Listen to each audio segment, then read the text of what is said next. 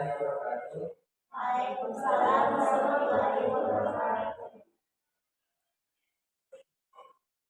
Pertama, marilah kita panjatkan kita panjatkan kepada Allah Subhanahu wa Ta'ala karena telah memberikan rahmat kesehatan dan keselamatan yang kita dapat berkumpul di ruangan ini. Selawat serta salam semoga kita tercurahkan pada Rasulullah Muhammad SAW. Terima kasih atas dokter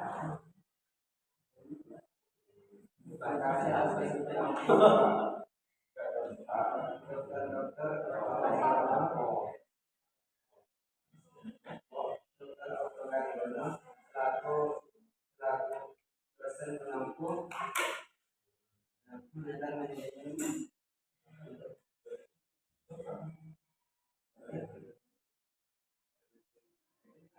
Materi yang kami bahas adalah pengelolaan risiko terhadap perbankan syariah. Perkenalkan, nama saya Muhammad Istilahi yang akan bertugas sebagai moderator pada hari ini. Saya akan membimbing dalam diskusi kali ini. Ada materi pada pertemuan ini adalah Yogi dari Pagi.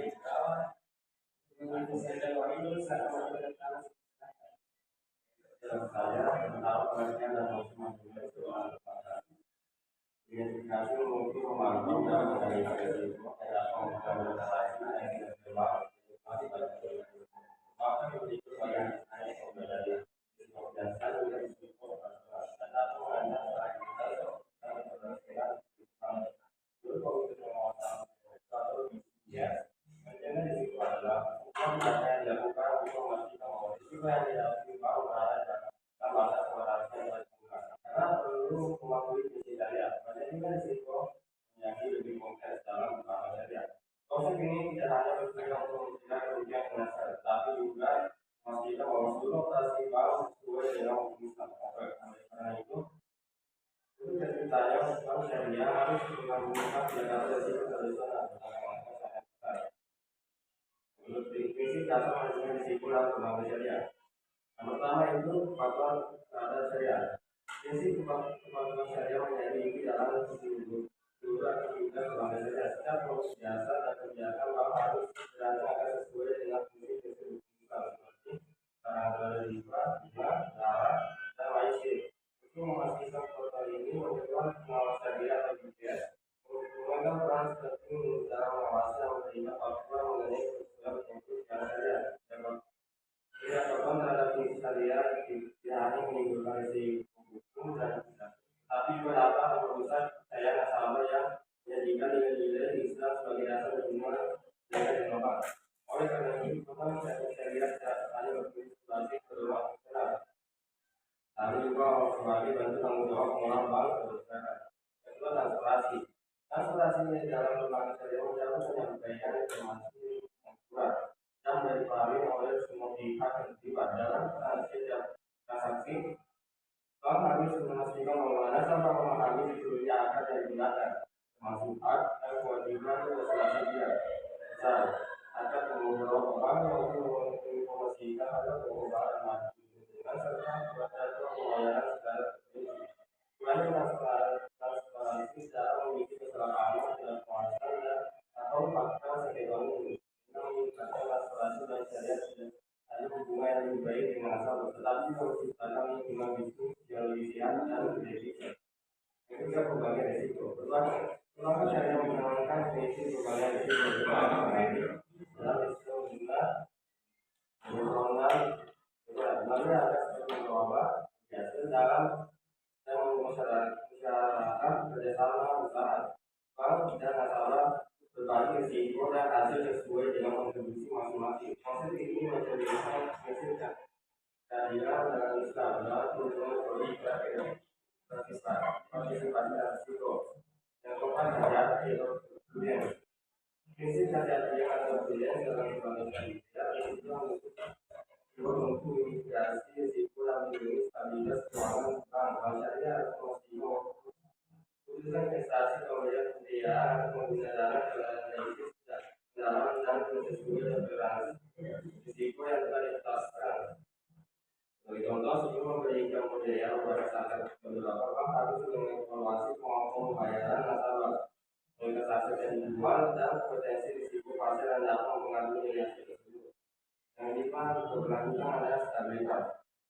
Sisi keberlanjutan menekankan pentingnya menjaga stabilitas operasional dan keuangan bank dalam jangka panjang. Masyarakat tidak hanya fokus pada keuntungan jangka pendek, tetapi mempertimbangkan aspek sosial, ekonomi, dan dari kualitas.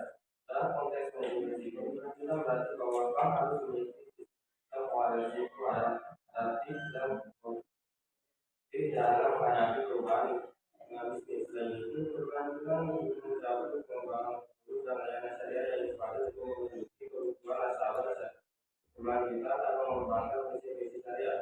Dengan pendekatan ini, bank syariah dapat bertumbuh dan berkontribusi secara positif bagi masyarakat dan sekaligus mempertahankan daya saing di pasar keuangan. Untuk komisi kedua saya persilakan.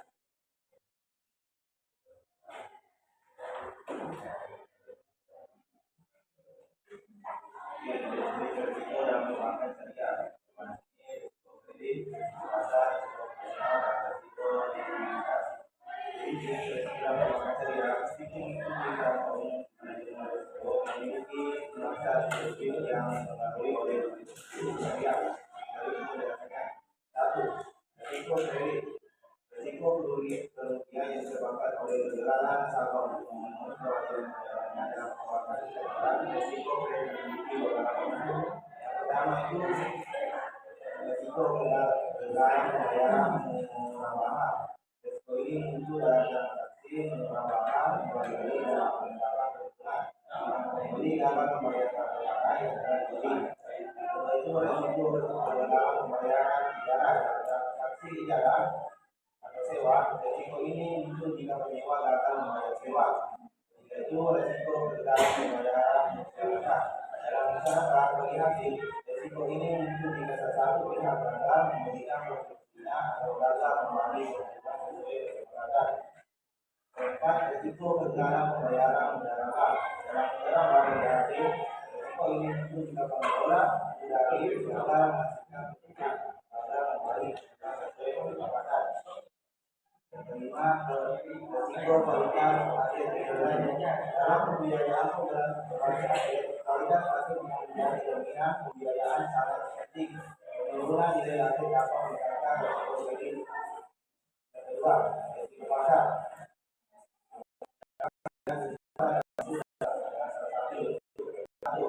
Investasi suku berbahan dalam aplikasi syariah di pasar juga dapat menyebabkan kerugian.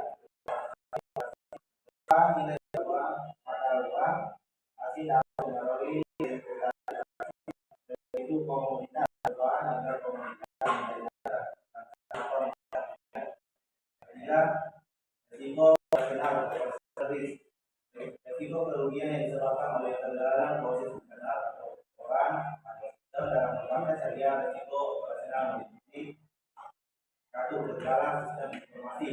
Kegagalan sistem teknologi informasi dapat mengganggu operasional bank dan menyebabkan kerugian, yaitu kesalahan manusia. Kesalahan manusia dalam proses operasional seperti kesalahan pencatatan transaksi atau kesalahan dalam verifikasi dokumen dapat menyebabkan kerugian. Yang ketiga itu kejahatan. Penipuan dan kejahatan lainnya dapat menyebabkan kerugian finansial, yaitu kegagalan peraturan syariah, kegagalan dalam syariah dapat menyebabkan kerugian finansial dan administratif. 4. Risiko likuiditas. Risiko tidak membuat memenuhi kewajiban pembayaran nomor satu. Dalam perbankan syariah, risiko likuiditas dapat muncul karena satu, keseimbangan antara aset dan kewajiban, yaitu penerbitan dan pembayaran kewajiban. Ketiga, dasar akses pendanaan. Ya, pembahasan strategi mitigasi risiko dan perbankan syariah. Hasil analisis berupa observasi wawancara yang telah dilakukan di SPS belakang.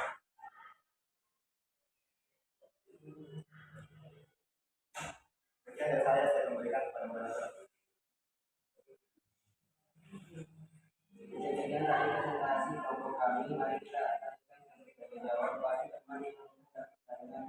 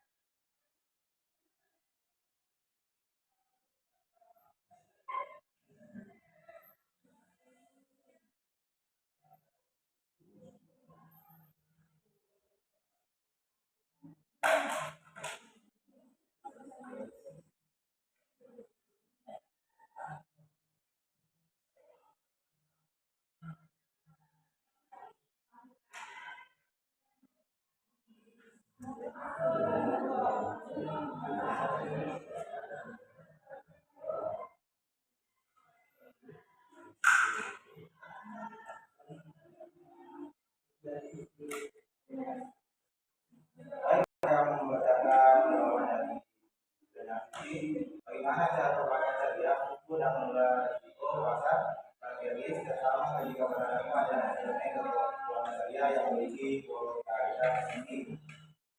Dalam pemakai syariah, pengukuran dan mengelola risiko pasar dilakukan dengan pendekatan yang sesuai dengan syariah. Risiko pasar market risk mencakup potensi kerugian akibat menggunakan variabel pasar seperti nilai tukar suku bunga dalam konteks syariah ini berhubungan dengan tingkat 4 hasil dalam pada perbedaan instrumen keuangan syariah yang memiliki volatilitas tinggi seperti suku murabah ijarah dan kualitas memberikan pendekatan khusus dalam mengelola risiko. Berikut ini dan umum. 1. Identifikasi risiko pasar. Pemakai syariah mengidentifikasi sebuah risiko pasar yang relevan seperti keuangan aset dalam pendapat nilai risiko dalam sudah dilakukan dalam transaksi pada syariah dan situasi harga mereka. Kedua, pengukuran risiko pasar. Mengukur potensi kerugian maksimum dalam jangka waktu tertentu dengan tingkat kepercayaan tertentu. Ini sering digunakan untuk ukur atau instrumen pasar modal syariah lainnya. Ketiga itu mengulang risiko pasar. Menghindari konsentrasi aset pada satu instrumen atau satu sektor saja sehingga risiko dapat tersebar. 4. Kepatuhan terhadap syariah. Semua metode pengukuran dan pengelolaan pasar harus memenuhi ketentuan syariah dan tidak boleh mengandung unsur lembaga dan hasil. Misalnya instrumen derivatif konvensional seperti option tidak diperbolehkan dalam syariah kecuali ada struktur alternatif sesuai. Dan saya menggunakan